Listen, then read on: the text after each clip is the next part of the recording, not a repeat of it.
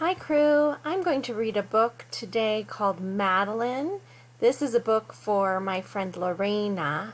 She is a big fan of Madeline books. This is a Place de la Concorde in Paris, and Paris is in France, and that's where Madeline is from. So this is the title page. It's by Ludwig, and these are other Madeline books that are out there. There's a list of them. In an old house in Paris that was covered with vines lived 12 little girls in 2 straight lines. In 2 straight lines they broke their bread, that means they eat, and brushed their teeth and went to bed. They smiled at the good and frowned at the bad.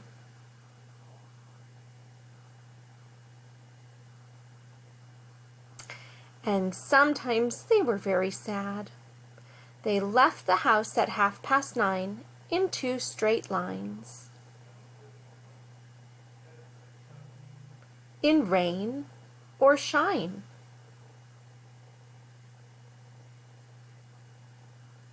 The smallest one was Madeline. She was not afraid of mice. Oh, she's visiting with them. She loved winter, snow, and ice. To the tiger in the zoo, Madeline just said, "Pooh-pooh." I think she's not afraid. And nobody knew so well how to frighten Miss Clavel. In the middle of one night, Miss Clavel turned on her light and said, "Something is not right." Little Madeline sat in bed, cried and cried, her eyes were red. And soon after Dr. Kahn came, he rushed out to the phone. And he dialed Dan 10-6. "Nurse," he said, "it's an appendix." Everybody had to cry. Not a single eye was dry. Madeline was in his arms in a blanket, safe and warm. Her appendix, it's a part of your body, was hurting her, so she has to go to the doctor. In a car with a red light, they drove out into the night. It's in an ambulance. Madeline woke up 2 hours later in a room with flowers. Madeline soon ate and drank. On her bed there was a crank, and a crank on the ceiling had the habit of sometimes looking like a rabbit.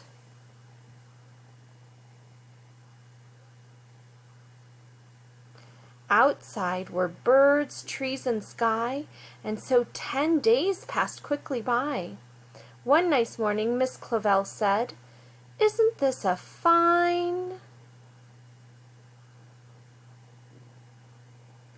day to visit Madeline?" Oh, all her friends are visiting her. Visitors from 2 to 4 read a sign outside her door, tiptoeing with solemn face, with some flowers and a vase.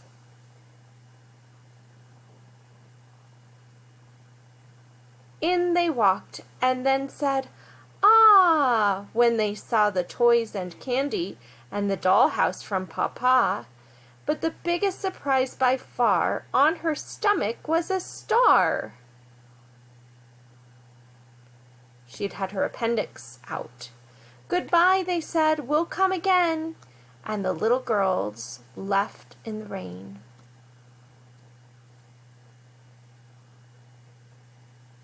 They went home and broke their bread, brushed their teeth, and went to bed. Oh, Madeline's still not with them, huh? In the middle of the night, Miss Clavel turned on the light and said, "Something is not right." And afraid of a disaster, Miss Clavel ran fast and faster. And she said, "Please, children, do tell me what is troubling you." And all the little girls cried, "Boo-hoo! We want to have our appendix out too. Oh, they don't really want to. Surgery is not that much fun, huh? Good night, little girls. Thank the Lord you are well, and now go to sleep, said Miss Clavell, as she turned out the light and closed the door. And that is all there is, so don't say any more.